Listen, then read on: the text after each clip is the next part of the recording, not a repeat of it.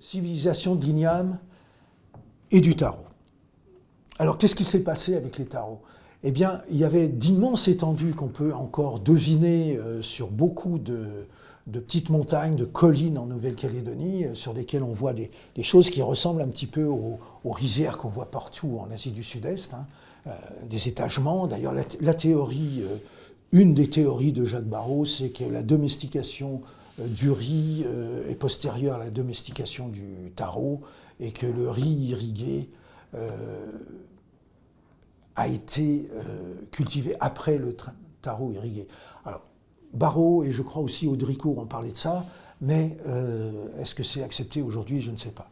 Enfin, il y avait d'immenses cultures qui parfois étaient à flanc de montagne, mais pour Arama, elles étaient en plaine, elles étaient dans l'estuaire du Diaote, c'est un immense estuaire sur lequel il y a un pont qui a été, paraît-il, difficile à construire. Et cet immense estuaire qui aujourd'hui est dédié à la culture, à l'élevage extensif des bovins principalement, autrefois c'était les taraudières. Et Glaumont décrit ça. Des hectares et des hectares, avec probablement une production considérable. Christophe Sand a essayé de reconstituer les types de population, les quantités de population, la démographie qui pouvait être soutenue, comme on dit en anglais, par des cultures de tarot de cette ampleur. Et on arrive à beaucoup de monde en Nouvelle-Calédonie, vraiment avant la colonisation. Immédiatement après l'arrivée des premiers colons, ça c'était les meilleures terres. Elles étaient irriguées, ça demandait beaucoup de soins, etc. Et les premiers colons ont tout de suite compris qu'on pouvait faire de l'élevage. Et donc on a mis de l'élevage, on a mis des bêtes, et on a, comme ça, absolument rendu impossible la culture de tarot, puisqu'était ces très beaux pâturages qui étaient utilisés pour faire du tarot, dont les colons avaient besoin pour leur bétail.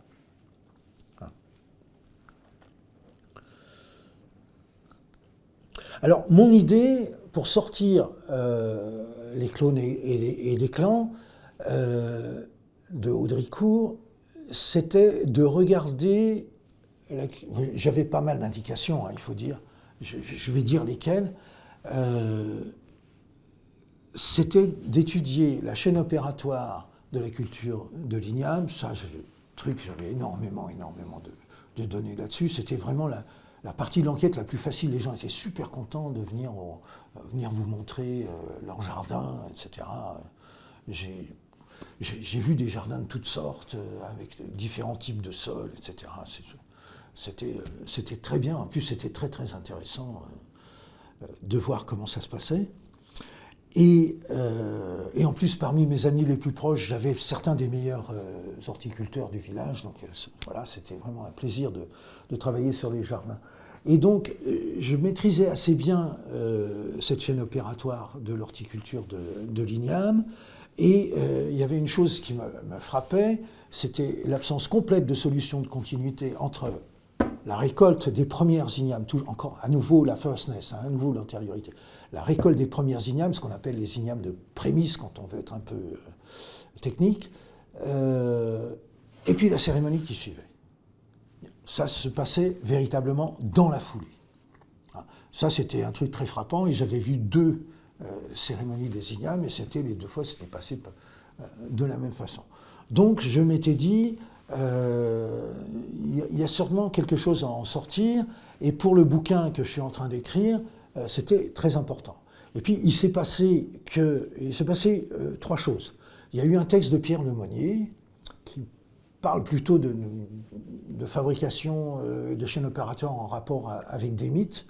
Il y a eu surtout une thèse et ensuite un livre magnifique de Ludovic Coupaille qui enseigne en Angleterre actuellement, sur les célèbres et ignames cérémoniels des Abélames, dans lequel il a montré qu'on pouvait effectivement utiliser cet outil de le roi Gourand, chaîne opératoire, avec un certain nombre d'adaptations, comme chaque fois qu'on utilise un outil en anthropologie, pour en faire véritablement un outil très très productif de la compréhension de ces ignames cérémoniels, puisque là aussi, il n'y avait pas de solution de continuité entre la culture des ignames, que ce soit les ignames ordinaires ou les ignames cérémoniels, et leur décoration, exposition, etc., et tout ce qui fait l'importance des grandes ignames chez les Abélas.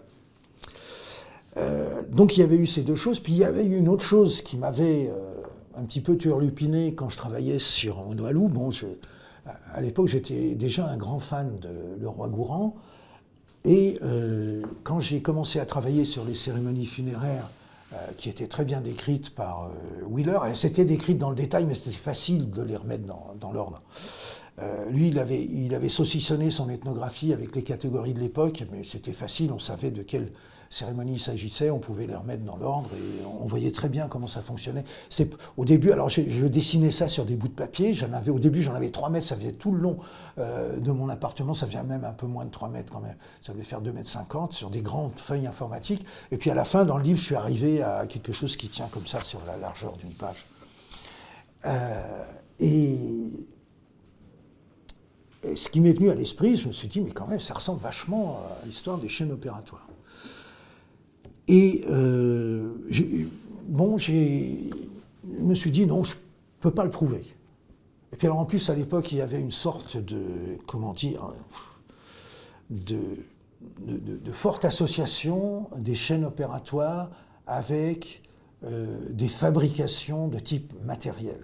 Il y avait, je crois, 2 labos en France qui travaillaient là-dessus, qui n'étaient pas forcément toujours d'accord entre eux, mais ce que j'avais lu de ces 2 labos, c'était à cette époque-là, c'est avant 88, c'était chaîne opératoire égale, je sais pas, tissage, égale polissage ou des pierres, ou des choses comme ça, ou la fabrication des poteries, ou des choses comme ça, mais on n'en parlait pas pour les cérémonies. Et là, j'aurais dû avoir plus de culot théorique à cette époque-là, peut-être. Mais en même temps, si j'avais eu plus de culot théorique, je pense que ces gens-là, ils me seraient tombés dessus à avoir un raccourci en disant « Non, non, non, non, le roi Gourand n'a jamais dit ça ». Bon, je me serais probablement replongé dans le roi Gourand, et en fait, le roi Gourand, quelque part, dit que les chaînes opératoires, c'est parce que les humains font des programmes. Quelque chose de cet ordre-là. J'ai oublié si c'est dans le premier ou non. Je pense que c'est dans le 2e volume. C'est au début du 2e volume. Il y a des pages et des pages qu'on peut lire aujourd'hui, avec le recul des travaux de Lemonnier et surtout des travaux de Coupaille. On peut les lire en disant, bah ouais, c'était déjà dans le roi Gourand. Mais on n'a pas voulu le voir parce qu'il y avait toutes ces histoires de matérialisme, machin, pas matérialiste, qui jouaient un rôle démesuré à l'époque, absolument démesuré. Et donc j'avais été tenté, et je pense que Daniel aurait accepté ça, d'abord parce que c'était un grand admirateur de Le Roi Gourand. Il avait été dans l'équipe de Lévi-Strauss, mais il avait aussi travaillé avec les gens qui travaillaient autour de Le Roi Gourand. Il était d'ailleurs très fier d'avoir eu un pied dans les 2 maisons. En plus, son meilleur article, le meilleur article de Daniel de Coppet, s'appelle « The Life-Giving Death ». Et dans cet article, il parle de chaînes de transformation. Alors, on n'est pas très très loin des chaînes opératoires. Bon, ça, c'était un de mes petits regrets, mais j'avais quand même ça en Nouvelle-Calédonie en tête. Et puis, bien entendu, quand je suis tombé sur le texte de Pierre Lemonnier, et d'autant plus quand j'ai lu la thèse de Ludovic Coupaille, ensuite son bouquin, je me suis dit, bon, il n'y a plus aucune raison d'exister. Donc, j'ai transféré l'étude des rapports des ignames avec les humains, de cette idée de clones et des clans, qui était une très très bonne idée d'Audricourt, et que je pense qu'on peut montrer avec une certaine rigueur, en tout cas à Arama, à travers le système de la nomination, mais Audricourt quand même ne l'avait pas fait. Mais j'ai voulu déplacer cette étude des rapports avec une étude plus large des rapports avec l'ensemble du monde. Et c'était quelque chose qui était là. Les gens me disaient, mais tu sais, telle opération, on le fait quand les cachalots font telle chose. Voilà. Les cachalots, ils passaient devant Balabio, hein, et ils avaient des comportements différents. Ils passaient 3 fois devant Balabio, ils avaient des comportements différents à certaines saisons, et ça correspondait à telle ou telle pratique d'horticulture. Et puis, il y avait un moment où on faisait quelque chose d'autre dans l'horticulture, et c'est un moment où le cri du martin-pêcheur changeait. Bon, alors ça, c'était... Bon, tout le monde me disait ça, c'était pas un savoir ésotérique de quelques grands savants, hein, c'était pas uniquement André Théin-Youenne, les gosses savaient ça, quoi, tout le monde savait ça. Les cachalots, ils n'en voyaient plus, bon, les martins-pêcheurs, il y en a plein. Cachalots, moi j'en ai vu une fois, des cachalots. Alors il y a aussi cette légende qu'un jour on aurait trouvé, comment ça s'appelle, l'ambre d'un cachalot et un pêcheur d'aramin. Ça allait le vendre à Nouméa et aurait fait fortune. Enfin, je pense que c'était un peu une légende. Mais les cachalots, à l'époque de Monterrand, on n'en voyait plus beaucoup. Mais ils étaient quand même là, présents dans le monde, en rapport direct avec des actes très précis de l'horticulture. Et il y avait une sorte de mimétisme. Par exemple, quand les cachalots soufflaient, hein, qu'est-ce qu'on faisait? On faisait brûler les jachères. Hein, c'était le moment de faire brûler les jachères. Pourquoi? Parce que c'est le même mot pour le poum. Poum, ça veut dire fumer. Et ça veut dire aussi le jet du cachalot. Le village de Poum, d'ailleurs, il porte son nom en rapport quelque part à ça, mais j'ai oublié le détail. Et donc, plus que ça, il y avait une petite cérémonie dont on m'avait dit, mais c'est extrêmement important, tu sais, tu peux mourir si tu ne la fais pas. Et ça arrivait avant la récolte des ignames. Et tout le monde faisait ça. Les gens allaient cueillir dans un arbre qui s'appelle le non-lait, ils allaient cueillir une espèce de noix qui ressemble à une grosse châtaigne, hein, un peu irrégulière. Avant de faire quoi que ce soit ensemble, mais alors vraiment quoi que ce soit, hein, il fallait que tous les gens qui allaient travailler, mettons, ensemble, ou qui allaient s'amuser ensemble, ou faire un déplacement, par exemple, ensemble, il fallait qu'ils aient touché le fruit. Tchouva point non-lait. Toucher le fruit du non-lait. Hein. Alors ça, vraiment, puis alors, on te racontait, un jour, le bateau est parti pour aller à Balabio, on était 5 sur le bateau, et il y avait le gamin qui n'avait pas touché le non-lait, le bateau est tombé en panne, ça a été terrible, etc. Enfin bon, il y avait plein d'histoires comme ça.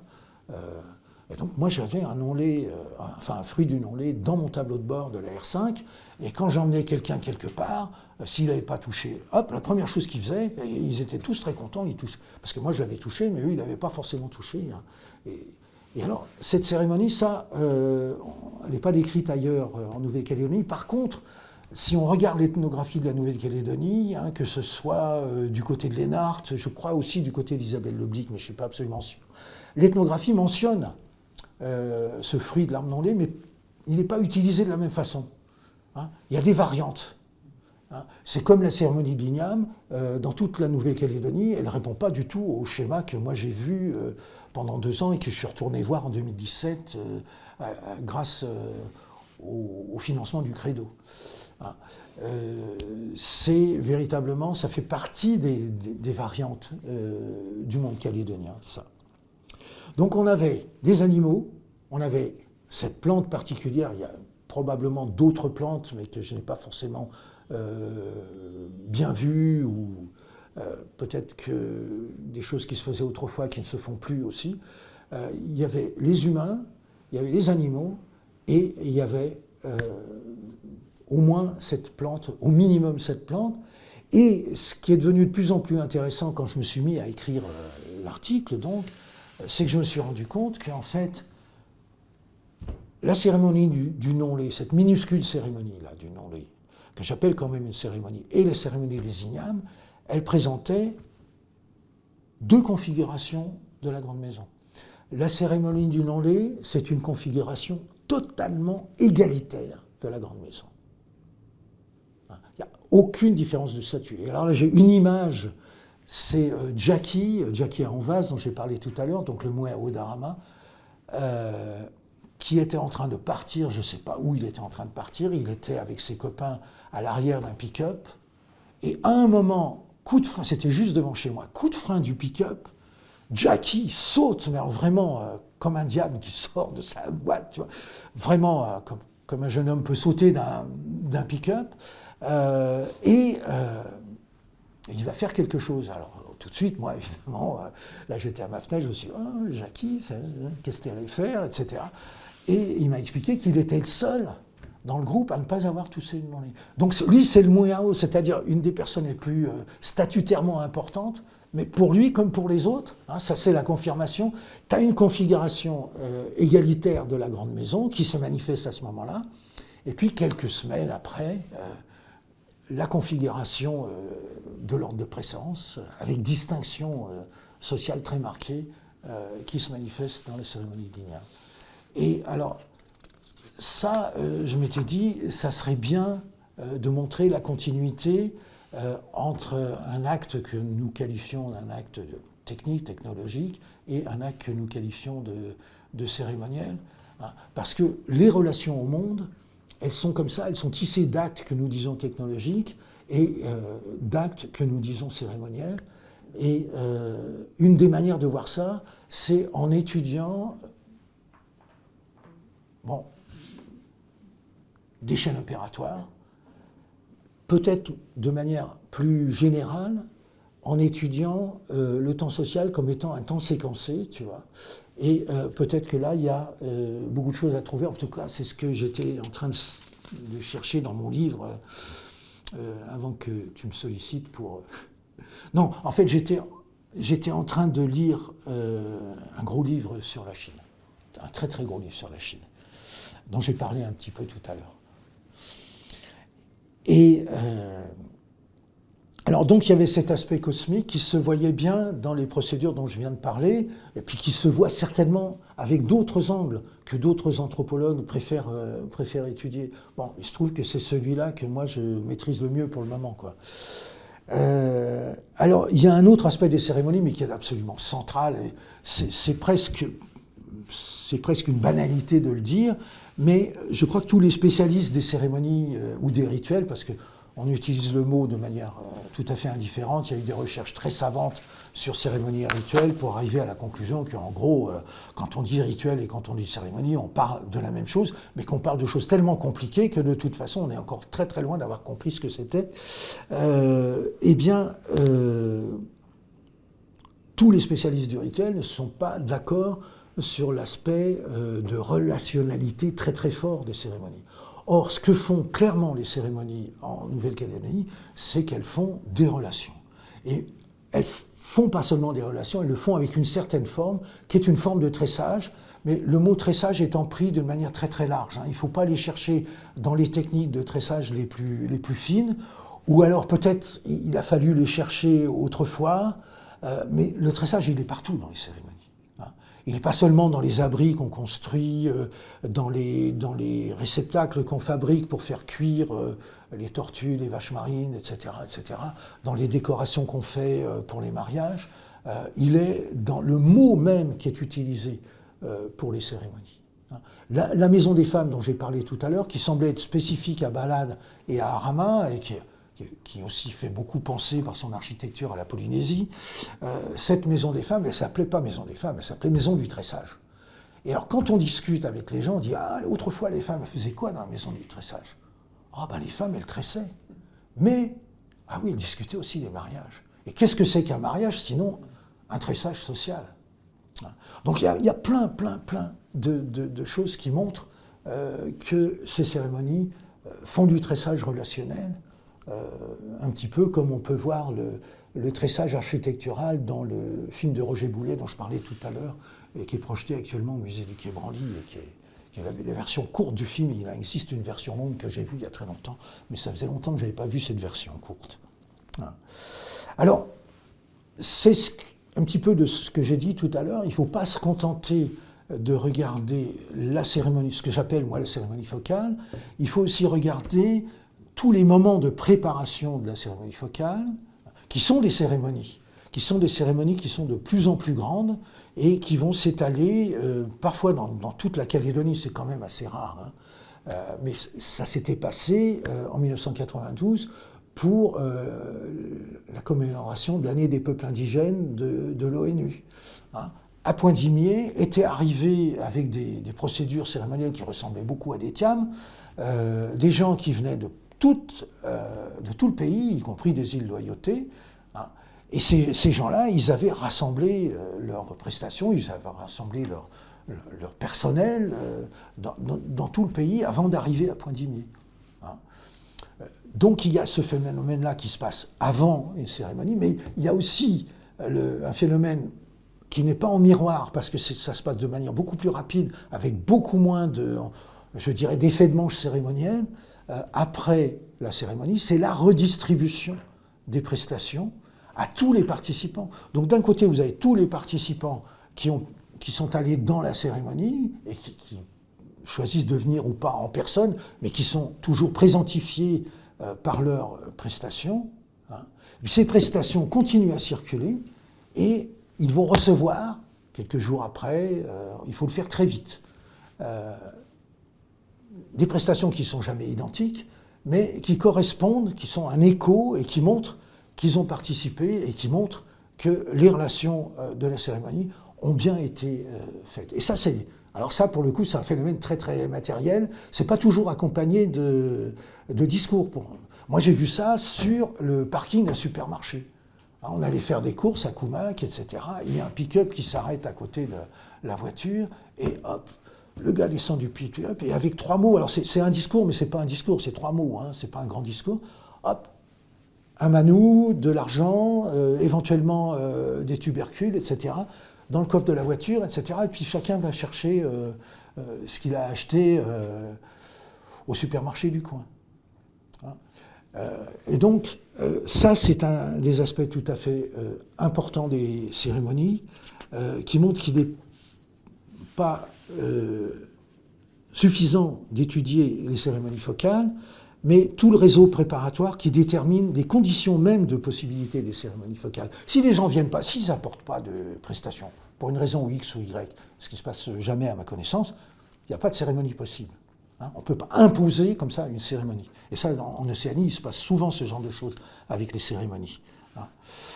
Et donc c'est ce réseau préparatoire et ce réseau post-cérémonie focale qui font circuler les prestations et qui effectuent la redistribution des prestations à tous les participants.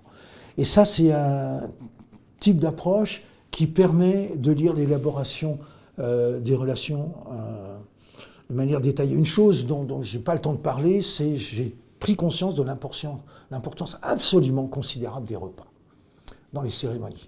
Alors ça, c'est quelque chose, bon voilà, vous attendez que mon livre sorte, et puis vous pourrez avoir la grande révélation de l'importance des repas. Alors je peux dire une chose, hein, c'est qu'on mange absolument magnifiquement. Il y a une chose, et ça c'est une certitude pour moi, qui rapproche les Kanaks et les Français, ce sont 2 peuples de gourmets.